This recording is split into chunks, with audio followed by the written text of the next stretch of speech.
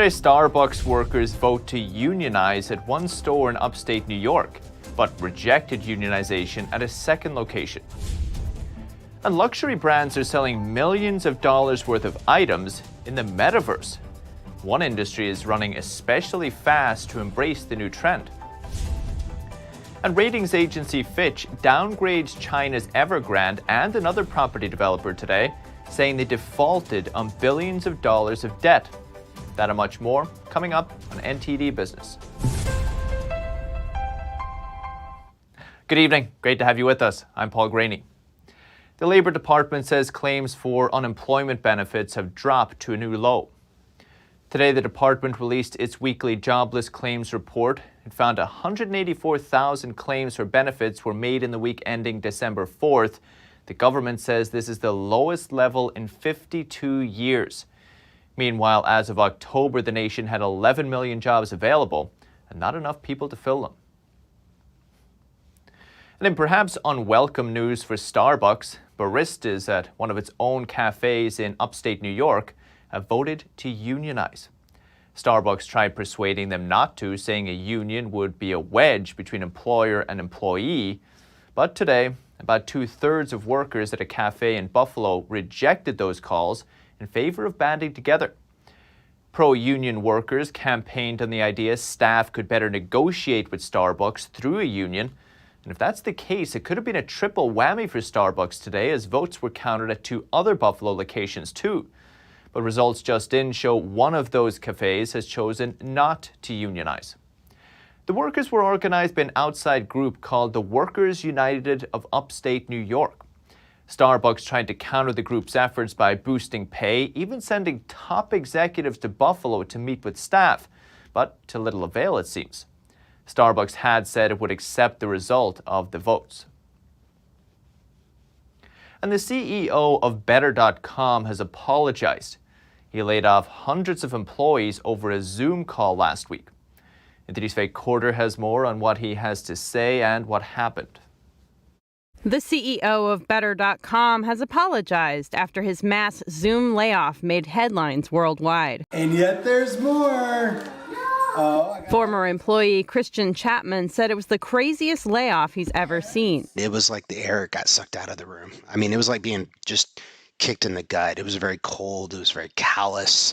It was very calculated. Chapman, the father of 5 children, says all company devices and apps quickly stopped operating after the meeting. And so as the reality set in, all of a sudden, everything goes blank remotely. Everything's shut down. My laptop shut down. My Slack shut down. My Slack on my phone is shut down. I have no way to contact anybody. Any of my support structures, my community, my relationship, really my family is what my coworkers had become. I didn't have any way to contact them. CEO Vishal Garg later issued a letter saying, "I want to apologize for the way I handled the layoffs," adding that he blundered the execution. Evan Neerman is the CEO of PR crisis management firm Red Banyan. Neerman says any other method would have been better than what Garg did. A better way would have been rolling this out over an extended period and giving people the opportunity to hear directly from their managers, doing it with more private face-to-face discussions, whether in person or via Zoom, rolling it out over time, explaining it with a degree of transparency. Garg had laid off around 900 Better.com employees over a 3-minute Zoom call in early December, around 15% of the workforce. Better.com is a U.S.-based company that provides home ownership services. Faye Corder, NTD News. And the European Commission has drafted new rules on the so-called gig economy. It aims to give workers for online platforms the right to minimum wage, paid holidays, and pension rights. It'll affect those working at companies like Uber and Deliveroo, and it is a world first, but EU countries and lawmakers still need to agree to it before it could become law. Here's the European Commissioner for Trade. Platform workers deserve the same level of protection than everyone in the EU under our social model. Today's package of proposals is there to address these issues. This is the EU's latest attempt to regulate tech companies and push for a level playing field between online and traditional firms. Reactions from affected companies were mixed today. Just Eat CEO saying he welcomed the new proposed rules, but a lobby group that includes Uber and Deliveroo said the proposals would lead to job losses. And the Senate voted late yesterday to block President Biden's vaccine mandate for the private sector. The rule forces companies to require their workers to be vaccinated against COVID-19 or to test them weekly. It applies to companies with more than 100 or more employees, and all 50 Republican senators voted to block it. Here's Indiana Senator Mike Braun. The federal government has no authority to make anyone choose between getting a vaccine and keeping their job. Two Democrat senators broke party ranks. Now House lawmakers must vote on the resolution next. And airline fees for baggage and schedule changes have gone up quite a bit in the past few years. Now lawmakers are pushing a bill to regulate airline fees to make sure they don't grow too much. NTD's Melina Wisecup has more. U.S. airlines are collecting 5 times as much revenue from fees compared to a decade ago. In 2019, they raked in nearly $110 billion. That's up from $22 billion in 2010. That's right. Before 2008, checking a bag was free. Remember those days? Now, $35 for the first bag and $45 for the second bag. With hopes of putting an end to these rising fees, Democrat members in the House and in the Senate are introducing the Fair Fees Act. It would prohibit airlines from charging what they call unreasonably high fees for basic services like bags and schedule changes. How do they get away with it? They can because they have near monopolistic power over the routes that they run. The congressmen say to solve this, more government regulation and oversight is needed. And one part of these regulations that they're proposing would be to make sure that the fees are proportionate to the services being provided. We asked, how would they determine the baseline, the maximum amount that these fees can be? And they said this would be at the discretion of the Department of Transportation. We're going to give to the Department of Transportation the power to be able to determine what is reasonable. Right now, everyone in our country knows it's unreasonable. But how likely is it that the Fair Fees Act would pass and be signed by President Biden? Markey tells us the last time he introduced the bill, there was a Republican co-sponsor, Senator Roger Wicker. But this time, they have not yet secured any Republican sponsors so far. Markey tells us it's a bipartisan issue, so he's confident it will gain more support. Reporting in Washington, D.C., Melina Wisecup, NTD News. Major retailers, including Target, Home Depot, and Best Buy, are calling on Congress to do something about online sales of stolen and counterfeit goods. A wave of flash mob robberies is plaguing stores in major U.S. cities. On Friday, the White House said it's been in contact with federal law enforcement over a string of retail crimes. Retailers want Congress to pass a bill to make it easier for consumers to identify who exactly they're buying from. It would require online marketplaces to verify high-volume third-party sellers. And $500 for a whole outfit by Rebecca Minkoff, or $150 for designer sweater. But what if you can't actually wear it when you go out? NTD's Evelyn Lee spoke to the co-founder of a digital department store to see what's so appealing about these items. Gucci, Balenciaga, Burberry, and others will now sell you items that you can't wear, but you can certainly show them off in the Metaverse. So the kind of fast movers in the space are the brands who have actually been historically quite innovative. So if we look at Gucci, if we look at Burberry, if we look at Louis Vuitton, and then people that we personally have worked with at the Dematerialized include brands like Karl Lagerfeld and Rebecca Minkoff. And it seems like out of all the traditional industries, fashion brands are especially quick to embrace this new trend. Corinna Nobbs is a co-founder of a British startup that sells virtual luxury items. And she says that fashion will be the next big asset class that's going to be dematerialized. Even the items that we have at quite high prices, so 9,000 euros, 5,000 euros, sell quite fast because they're one-of-ones and they're scarce. Then I would say after that, typically the garments or accessories that have a high level of kind of craft within them. According to Knobs, buyers are also especially keen to spend money on big brand names. They then receive an NFT and can prove the authenticity with it while showcasing it on different platforms like Sansar. So who are the consumers?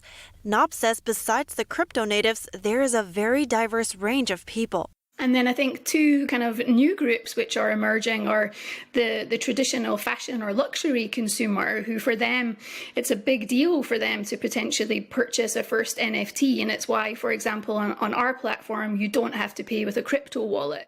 But also creators in the art and fashion space and people who play blockchain games are becoming early adopters.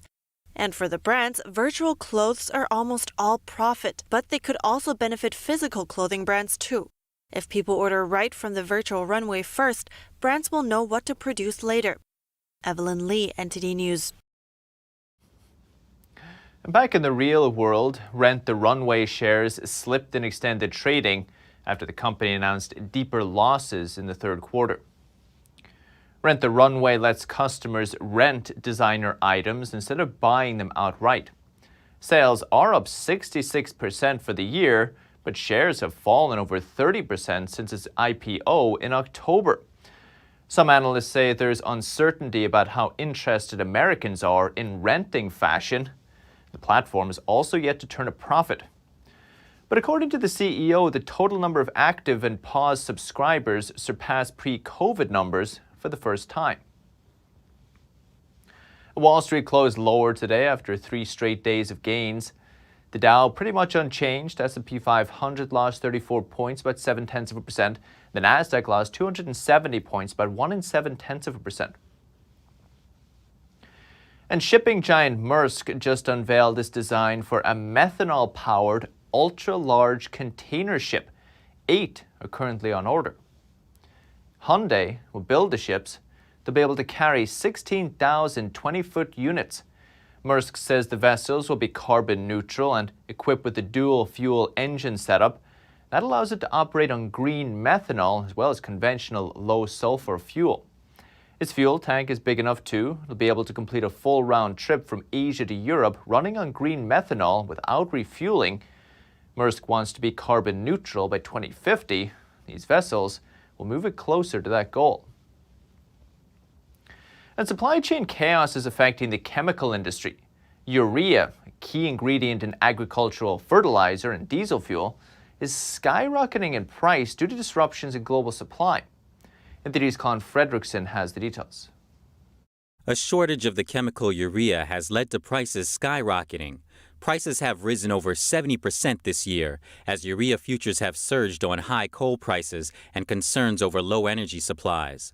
China and Russia, the world's biggest producers of urea, have restricted exports to ensure supplies for domestic consumption. This is forcing other countries to find alternative suppliers.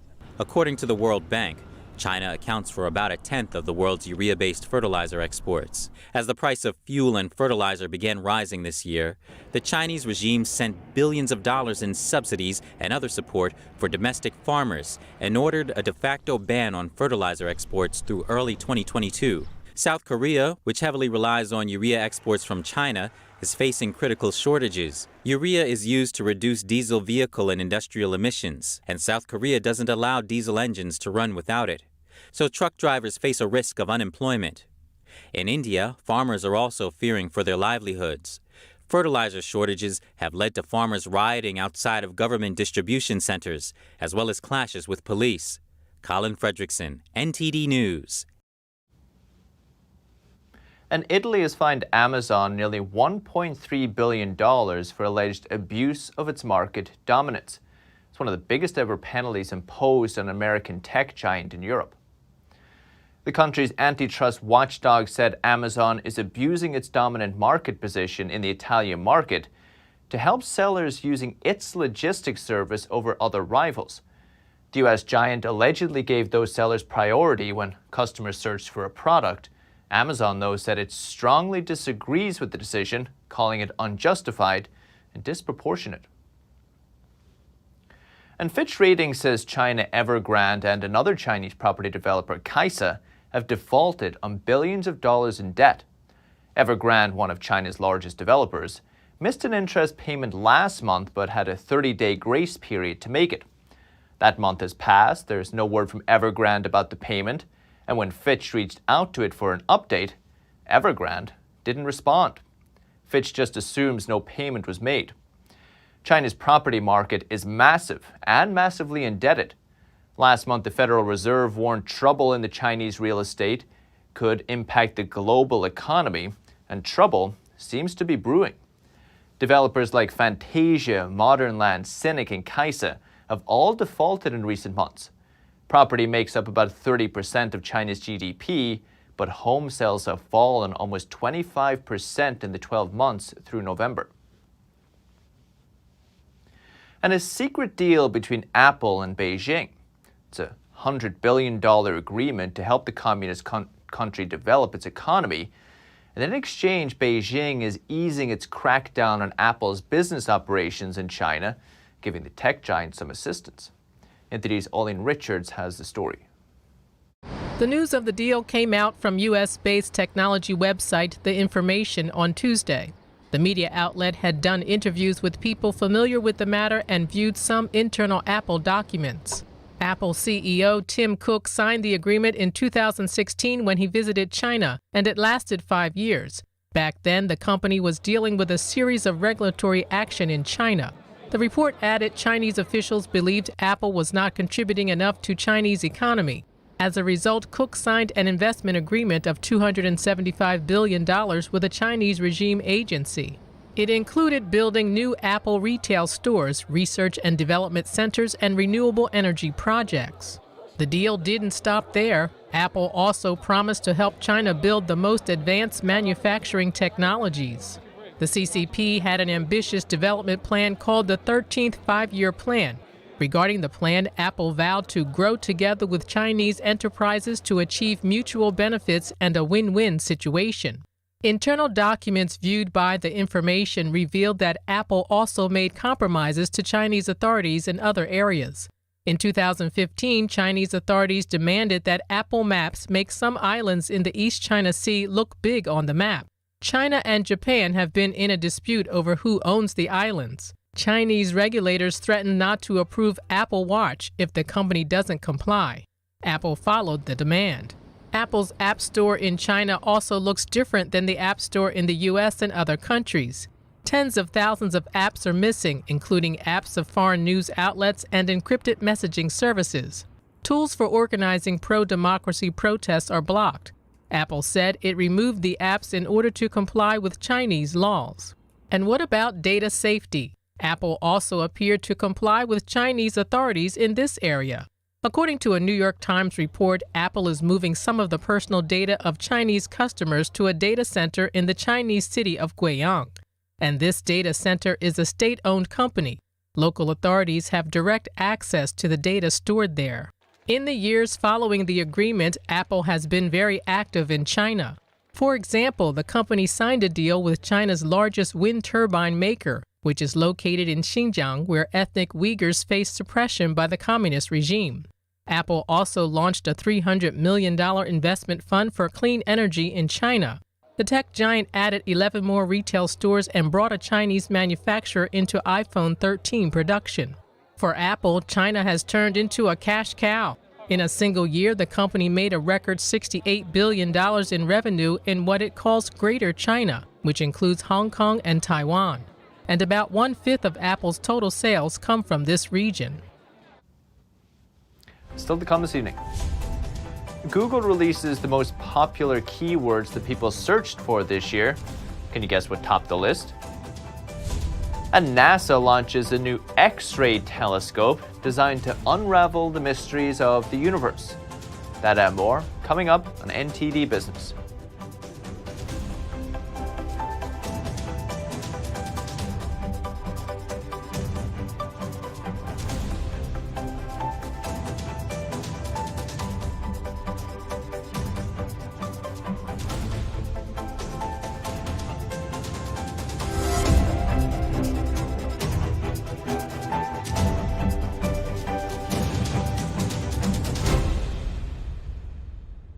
It's just clear as day. The media, whether it's broadcast, cable, or print media, has become extremely biased. And I started looking online for alternative ways to get information. And I saw an ad for a free trial. And I looked at it and I said, Epoch Times. I mean, come on, this is end of days type of stuff. I mean, what are they going to be talking about here? And I said, well, it's a free trial. Let me dig in. Is it giving me both sides? Is it giving me an objective point of view here? I have looked for opportunities to see where they might be biased, and I don't find it. It has given me a level of trust in media that I didn't think I'd ever get back.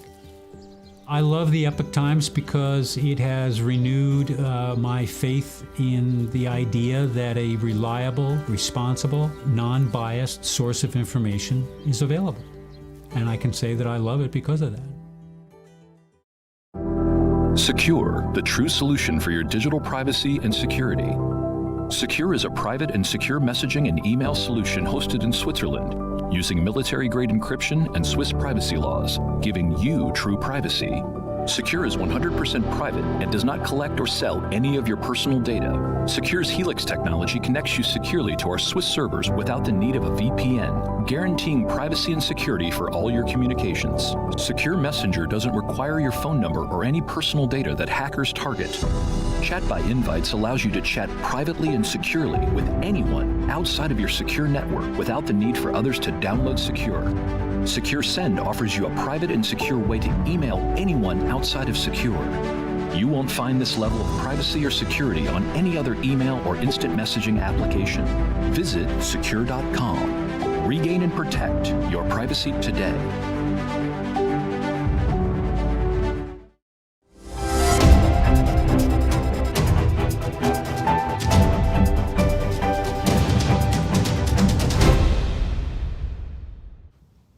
Welcome back.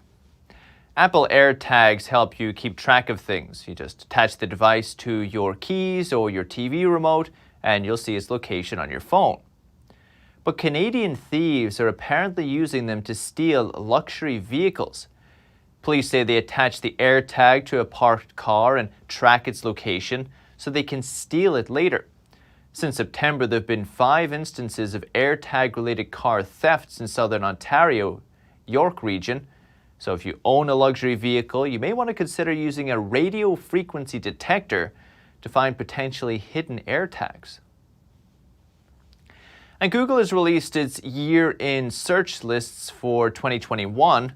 In 2020, coronavirus predictably topped the list globally and dominated much of the US list. This year, the top trending global searches focused on sports, with sports searches making up 8 of the top 10. World Cup cricket matches ruled the list. The NBA ranked number 4 and topped the United States list. And the late rapper DMX and the Korean Netflix show Squid Game also made global and US lists. In the US, politics and finance also made the top 10. They included the Georgia Senate race, which decided control of the Senate, and government stimulus payments. And x-rays at the doctor's office are one thing, but x-rays that can help us understand black holes, that's out of this world, literally. It's called X-ray astronomy. In early Thursday morning, NASA launched its new X-ray telescope mission called IXPE. It's to measure X-rays released by black holes and neutron stars. It's the first space observatory of its kind. Scientists say IXPE will tell them more about cosmic X-ray sources than they can learn by studying their brightness and color spectrum, which will help them test and refine theories of how the universe works. And a Russian jeweler is celebrating 30 years in business. He became famous across Russia for his unique style inspired by nature. So NTD's Andrew Thomas took a look. Russian jeweler Dmitry Kuznetsov's inspiration comes from leaves, berries, and flowers. Based in southern Russia, his fame has spread across the country. His pieces can cost from dozens to thousands of dollars. His artworks are large and feature a combination of styles which are characteristic of Siberian jewelry. I try to combine different techniques for making jewelry, which make it possible to combine shapes, textures, volumes, and often it's from the contrast of these shapes and textures, on the difference in density, etc., that my most typical things, let's put it this way, turn out. This year marks the 30th anniversary of his jewelry business. As a boy, he watched his older brother work in a stone-cutting workshop, processing and polishing colored stones. Now he says that making these wearable works of art cannot be rushed. You can do such a piece in a day, or you can work on it for several months without stopping. The faster you make jewelry, the more profitable it is, but it's not always interesting from an artistic point of view. Kuznetsov sketches his ideas on paper, but sometimes he already has a clear idea in his head. Here I have a very beautiful moss agate, a winter landscape in a fir tree forest. Just in time for the beginning of winter, you can make a necklace with it. Precious and semi-precious stones are common parts of his creations. The artist prefers to use silver, but he also works with gold to order. The cost of his simpler mass-market items starts at $14, but more complex and custom-made items start at $136. Andrew Thomas, NTD News. And some 4,000 people, mostly women, work as traditional shellfishers across the rugged coastline of Spain's Galicia region. For some, though, it's much more than a seasonal job. Emma Gila has more. As dawn breaks over the Noya estuary in Spain's Galicia region, hundreds of women descend into the waist-deep waters to gather cockles and clams, using techniques that have been passed down through generations. For these women, shellfishing is much more than a seasonal job. It means everything to me. When I walk by the sea, I forget all my problems. I relax and I care about nothing. I'm in the sea doing my hobby. It is 7:30 in the morning, and we are fishing shellfish. Some 4,000 people, almost all women, work as traditional shellfishers along the Atlantic estuaries of Galicia's rugged coastline. My name is Marie Carmen Rosende Mayo. I've been fishing shellfish for 31 years, and I'm going to retire on December 30th. Using nothing more than long-handled rakes attached to metal baskets, they earn around $2,300 a month for the 6-month season, from October through March.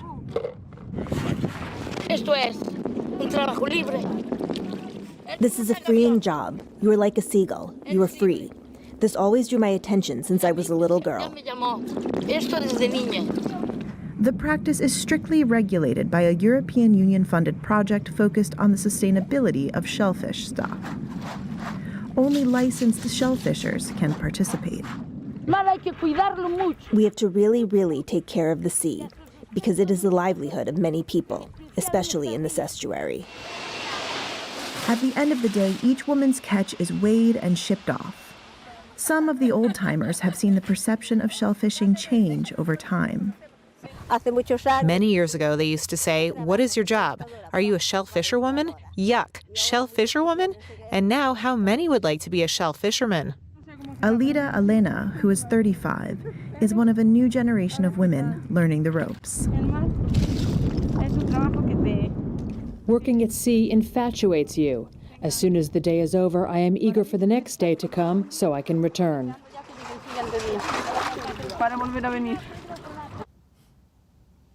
That's the latest business updates for today, but you can still catch NTD Evening News. That's with Stephanie Cox from 6:30 p.m. Eastern. For NTD Business, it's all for today. Thank you for watching. We'll see you tomorrow.